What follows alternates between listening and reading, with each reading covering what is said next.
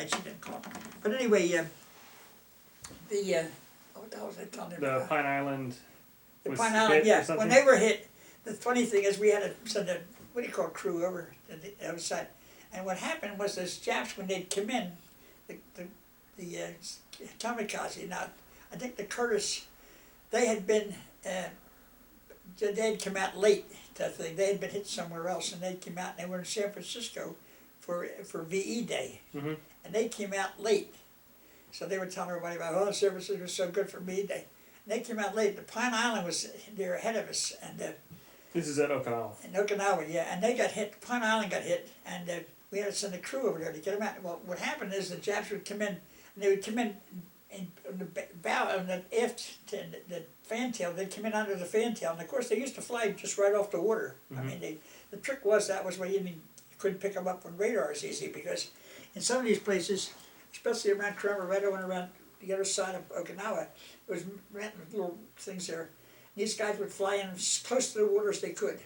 So they came in, and they'd come in on the bow, on the fantail of the ship, and they just lifted up over the water like this, and they come right in the hangar deck. Because the hangar deck, right below the hangar deck, is the chow hall. The chow hall's in front of that. Right below the hangar deck is the sick bay and what do you call it? Thing, crew quarters. All the crew quarters are underneath the hangar deck. So when they'd come in, they would make sure that they got into the best part of you, into your guts, so to speak.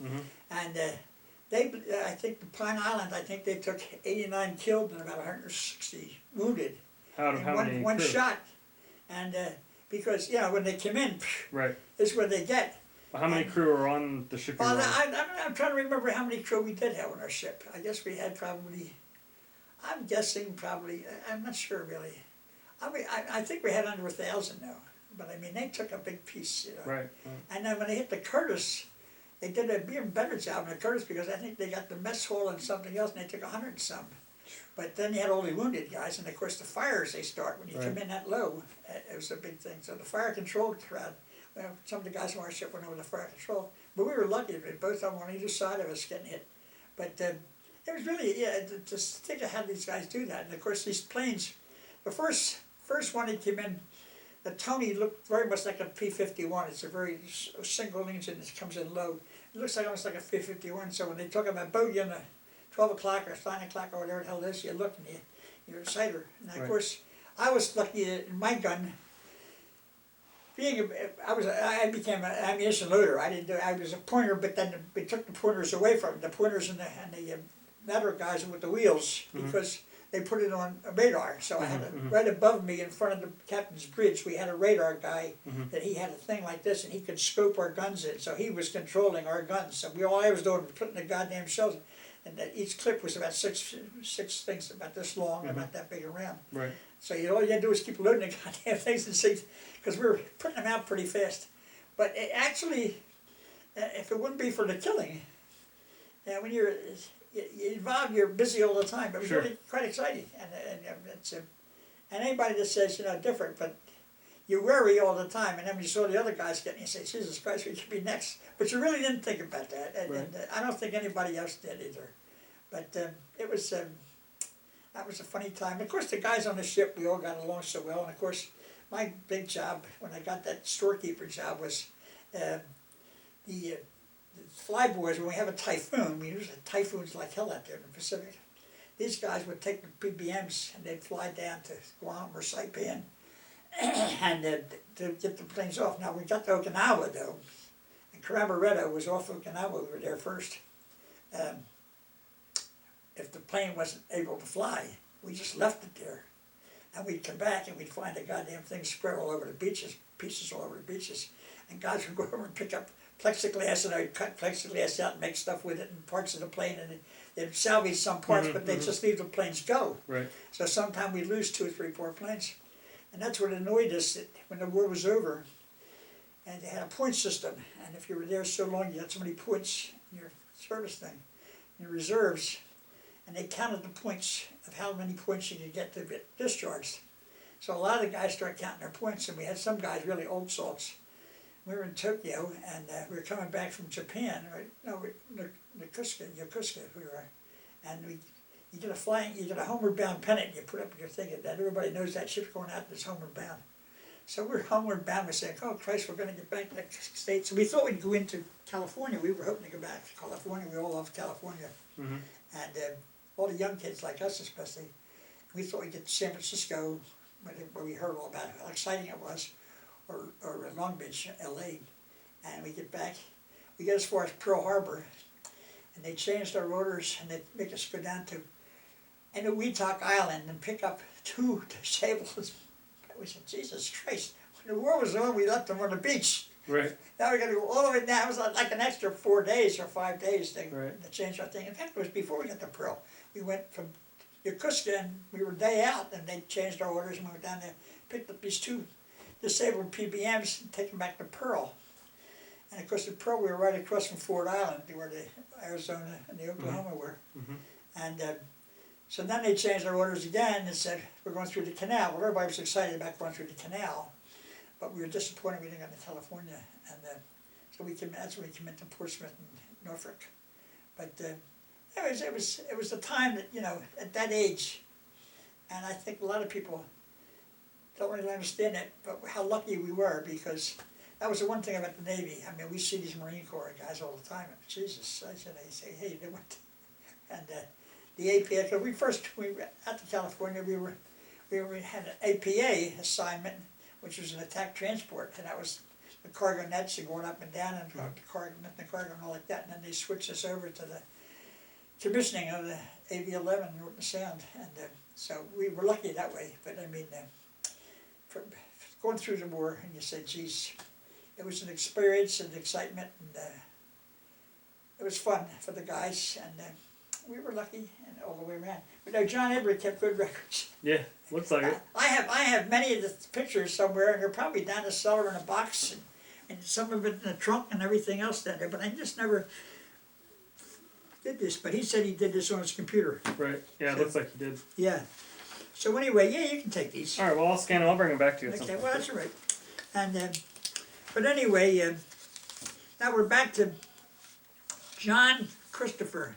Yeah. And John Christopher, I must say that I'm especially pleased because aside from what I said in the beginning, I wrote it down. But anyway, what I said in the beginning was the other part of being pleased and proud was the fact that he also shares the name of Christopher, who was, of course, the first grandson in our crowd, and, which was a loved guy. He was just a phenomenal guy, and he was another guy that could do anything there was. I mean, I guess you might have heard from Mary Beth, or you might have heard from Kathy, that Chris, besides even when he was down there, he lived part of the time with his father, and he lived part of the time with Kathy and Barry in New York. And in New York, he was everything. He was going to school in New York, and they have a picture of him. He was in a play in New York, a samurai, and he has a play, and he's this costume, and he did some kind of drama thing up there in New York. And he was a great student. And then he went down to Carolina with his father. And some of the escapades down in Carolina were phenomenal. In fact, we didn't hear some of the stories until his funeral. The minister that gave his eulogy, the funeral, one of the eulogies, because several people that knew him from school, the college down there where he was going, Virginia, they got up and gave some. In fact, one girl wrote a whole song about him. But he also excelled at everything he did. He was working a summer camp called Congressional Camp down there in Virginia. And I think some of the people that lived in Virginia, congressmen, said, he's there. And one time he came up here, and I said, when are you coming up here? And Kathy called me and said, Chris wants to come up, he's going to be up here for a week. I said, oh, fine. He was going over, I think, on McDonough School. He was learning to be an archery teacher. Or archery or horseback, or one of those things. What the hell are you doing this for? Well, they need a counselor down there. He was a junior counselor. They need somebody down there that can teach this. He came up here, and when he was in the hospital, I don't know if you ever saw the letter the hospital sent out a year after Chris died. I have a copy of it down the cellar. I'll show you that one day, so you can tell the other side of the name. Christopher, when he was in the hospital, they would make exceptions for Christopher because after hours for visitors, they would have people from the school, the high school he went to, and then the junior college, or Northern Virginia Community College, something, come over there, and they would allow them in the visit Chris and have pizza parties in his room. But he also, besides that, he used to sail. He was a crewman for a guy in a sailboat. He was going to go up to Great Lakes to cruising, and also this guy was going to compete in sail races in England. And Chris was going to be his crewman. But I mean, there's nothing he put his finger into. When he was sick and couldn't walk around, he learned the guitar. He did some other things, but he was just, Chris never stopped learning. Sounds amazing. And he really was just an amazing guy. But that letter from the hospital, I know I have a copy of that, because I saved a whole bunch of things from Chris. The write-up he got in the paper, and then the write-up from the hospital. They talked about their fundraising. This was a fundraising letter. They said, this hospital, we cater to this, and a good example of how our hospital adapts. And then talked up a story about Christopher John Leonard and his many visits to the hospital, because he only lived, when they were in Virginia, and they were probably 10 minutes away from the hospital. And of course, that's how the cancer was detected, because Kathy and Barry, I don't know if you know the story about them. Well, Kathy and Barry's next door neighbors down there were two nurses that had been in Vietnam, and they became good friends. And Kathy and Barry were going to take a vacation to San Francisco, and Chris had a cold, and Kathy, of course, you can't have a cold, you got to do this, get this, and we're taking him to the hospital to make sure. And they thought he might have mono. That was the big thing. It must have been a popular disease or something, mono. And so they took him to the hospital. They all went to the hospital, and did all blood tests and all this stuff, and they thought it was mono. And they brought him home, and Kathy and Barry said, you know, the nurses, I forget their names, Kathy and Barry still talk to them, and I think they still go to dinner with them now and then. They were going to make sure Chris stayed straight and narrow. He wasn't going to be wild parties and so on and so forth. And so they left and flew to California.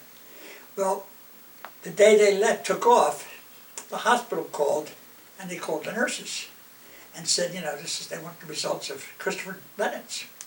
And they said he has acute leukemia. He needs instant hospitalization and so on and so forth, and his blood count, I forget, so many hundred thousands. Right. It was like acute. I mean, without any treatment, he'd die. Right. And so they, of course, wired Kathy and Barry, and they didn't get to know that until they got to the hotel, and there was a message for them in the hotel, and they had to fly back the next morning. Right. And Chris was in the hospital. They had to put him in the ambulance, put him in the hospital, and Christ, it was incredible. And then, of course, they were treating him for so long, and then Kathy at that time. One of her clients in the public relations firm was Emergency Physicians of Washington, D.C., Maryland area, and she'd been in and out of hospitals, and of course, you know Kathy with the goddamn medicine. Between she and Barry, I mean, they think they run hospitals. And I mean, like when Peggy was getting operated on her last illness, I mean, God, they cut off one of the doctors from operating on Peggy. But anyway, they went into this whole thing about the treatment for Chris, and there was Boston University had something. John Hopkins did it one way. They said he needed a transplant, and all the kids, I think Mary Beth was one of them, and they all went down and got tested to see if they could get. Yeah, Kate remembers that. And they even had the faculty at the school, the high school, they came over and they volunteered, and they couldn't find a match. And there was one bone marrow bank, I think it's in England, called Nolan, and there was one in Ohio too. And they couldn't find a match. But all the hospitals differed in how they would treat it now. So they finally ended up Seattle, Chicago, Minnesota, and Boston, I think, were the three finalists. And then they decided Kathy's consortium of consultants from all the cancer specialists that you know, they said Minnesota is the best thing for him. And they take your bone marrow out, I think, and they freeze it, and then they treat you with the what do you call it? They treat your bone marrow, and they take it, and they treat it, and then they put it back in, and so on. So whatever they do it, but it was like 12 weeks in Minnesota. So anyway, that's where he went. But and then they thought, well, he had it cured, and then of course, unfortunately, that was when he was 17, I guess, 18. Then he came home, and we thought things were all better, and then of course he developed the next thing was, and that's when he was going to camp. He was in the camp and doing all these things, and It was really, really amazing. And then, of course, he developed the other one in his back. It's part of his back. It grew from the back into his chest. And he had to come over here to St. Joe's. The doctor was from Hopkins, but the doctor said he wanted him in St. Joe's because the facility at St. Joe for this kind of an operation. And that's where it stuck out his back. His back, this thing grew out of his back like a small football coming out of his back. And they had to put him in St. Joe's, and they had to take all this out. It went from the chest wall all the way to out of his back. That was a tumor. And they removed that, and when they sewed him up, they stitched him, must have been a couple hundred staples in his back. They had a special bed at Hopkins. In fact, I'm not Hopkins, St. Joe's. In fact, I don't think the hospital has a bed like that all the time. They had to bring this in special equipment to keep him from elevated, so he could move around, but he couldn't be on his back. And that was a long time. And he got over that. And they said, boy, this guy's a miracle guy. And in fact, he used to drive over from Arlington to get a checkup, and he came here to take me on lunch, and he was doing fine. And I don't know how long after that he got the last one. That was the one that got him in the base of his spine. And when Kathy called me, he was in the hospital, and they said that he's not going to be able to do a lot of things now. And then he was pretty much confined. He couldn't do a lot of things, walking with them, and they had to get a new stairway in their house, and they had to get new doors put in, and they had to get this healthcare provider. And I would drive over, when I would go to our Annapolis office, I'd drive through Washington and pick him up. We'd take him to lunch, he and his healthcare provider. He had a young black guy was his guy that came, and he'd hop into the car, and he'd get him in the car, and wheelchair in the car. And he was working then at one of those fast, what the hell is it? And there's around all the, it's a place that a lot of young people go. There's one in Towson. What the heck was the name of that restaurant he worked? And we went there for lunch. You'd think that Chris was the king of England or something. Chris is here. Across the kitchen, people would come out with their aprons on. He was in a wheelchair. And get him in and out of the car and get him in a wheelchair, and they'd push him in there. And Christ, they pushed him all over the place. Everybody had to see Chris. It was just unbelievable, the whole thing. But, what the hell is it? It's got a single name like Bennigan's or something like that. One of those places like that. That's where he worked, and he worked there. And, oh man, he was just a popular guy. But it was really just heartwarming to see that way they responded to him. And then when he died, unfortunately, by the time I get down there, when they had to put him back in the hospital. But he said, of course, the birthday picture, everybody sees the birthday picture. Chris with his thumb up in a wheelchair, that picture. And at the club, in fact, I just saw that thing not too long ago, that invitation they had for the birthday. I got around here somewhere. And he got out of the crowd there, I'm telling you. He comes smiling in there, wheeling him in a wheelchair, and he got his thumb up.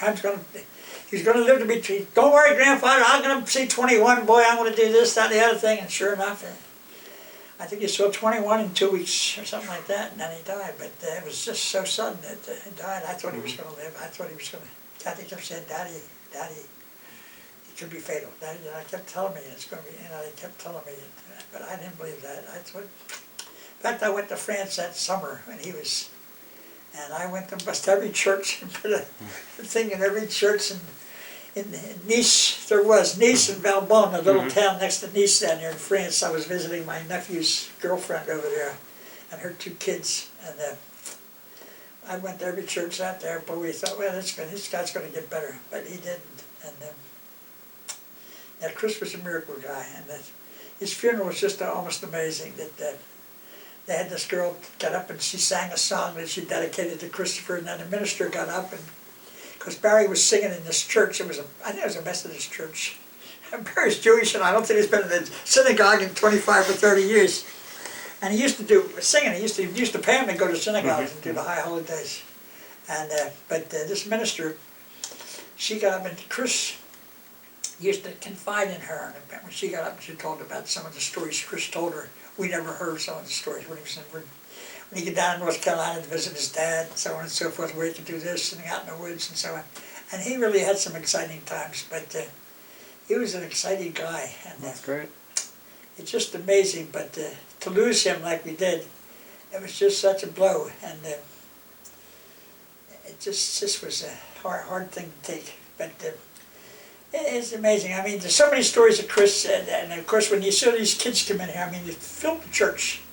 I mean, kids, and then this one girl got up and sang the song, and then did the story about Chris, and then somebody else got up, and when this minister got up and gave a homily about how she visited Chris in the hospital and all the stories he told her and so on. I mean, it wasn't a dry eye in the whole goddamn church, but it was amazing. But it really was. But he was, so, your son's got an illustrious name on that side. A lot to live up to, it sounds like, from you and him. So. Oh, it is. It's just, but no, I think that when they sent that thing out from the hospital in Virginia, that was the most heartwarming thing. And they said, in fact, I think Kathy can tell you, they said that was the most successful letter they ever sent out, and the story of Chris Leonard, and how the kids used to come in, and people at night, and there's security people were notified, if you're going to see Chris Leonard, that was all right. Entree, and they'd come in, and the people, and the adults in the school, I mean, staff in the school and things like this, I mean, you know, where the hell do you, I mean, I know a lot of kids go through school and never know anything, but the number of kids that were just so loyal to him, and that crowd at Bennigan's, I think it was Bennigan's, I'm pretty sure that's the name of the place he worked. But boy, that was something else. But no, I think that, so Christopher John's got a good reputation to live up to, but the grand old man, we'll get more stories from you later, probably. My only thing is, might be the end of tonight. Michael, well listen, that's fine, Michael. My only thing is that I'll write that little thing down for you so you can put that on there. Because I sat here this afternoon, just a little bit before you came, and I thought, well, you know, I'm really trying to think about that. I'd like to say something to him, and so I started just making some notes, and then I try to put it into some kind of a rhyme thing, and it could be easy to. But I couldn't remember it that quickly, so. Well, I mean, you just write it out, and that's fine. I mean, more than anything, I think it's anything you want to say to. Well, I'm just actually, and not just to him, you know, but to Violet and, and the other girl. Well, the funny part about it is, as I thought, in fact, as I told you before, and as I told your mom and dad before, that they were just so glad to add to our family, because we really think, and I'm sure I'm prejudiced, but that we have fortunately we have a phenomenal. I mean, I know families that have more money, have more this and more that and everything else, but none of them have the cohesiveness of my family. And of course that was because Peggy was so strong with the girls. And I used to say, if you girls don't love each other, I'll knock the hell out of you.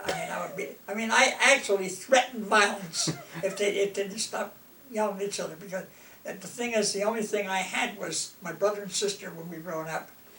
It was like us against the world. When you don't have parents, you say, God damn, we got to stick together. And of course, in my case, I just felt so strong that we have to have a strong family. I mean, I just envied kids that had mothers and dads and grandparents and things like that. When I would go to visit somebody and they had mothers and dads, and I thought, Jesus Christ, I wish I had a family like this.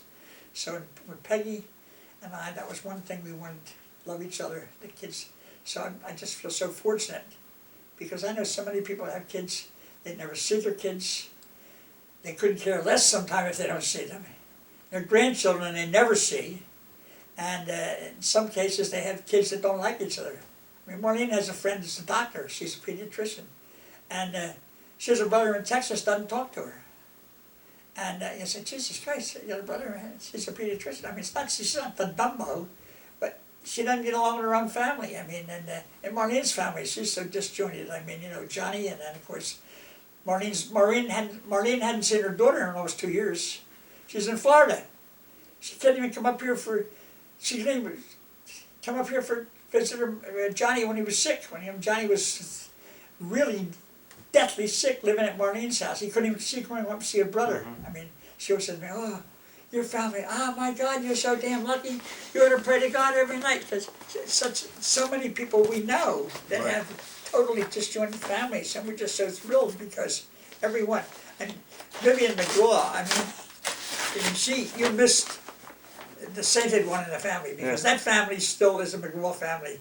Vivian McGraw had those kids that to this day, they're the only family I know, and I'm sure Michael and Mary Beth can tell you that, is that they're the only family that, years ago in the Catholic family, we used to go to church.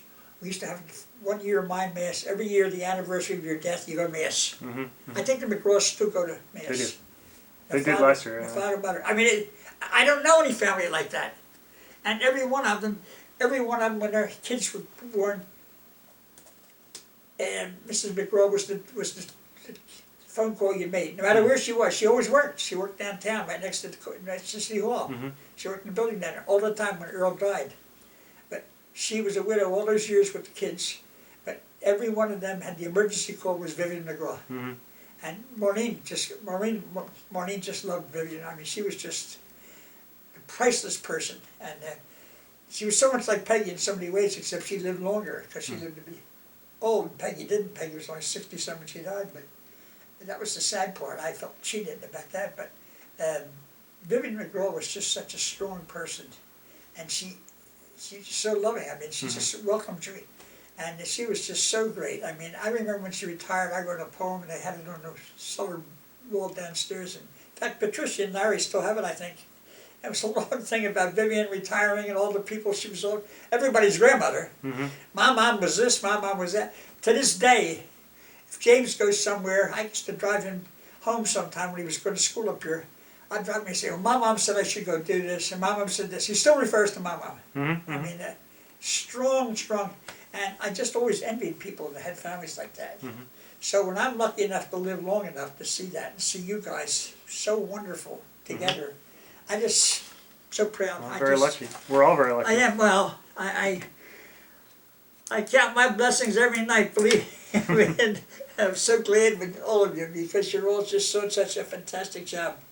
But anyway, listen, the part of the city you work for, I'm trying to remember, what's the agency called you work for? Housing. Housing. Yeah, Department of Housing. Now, because didn't you work for some other department?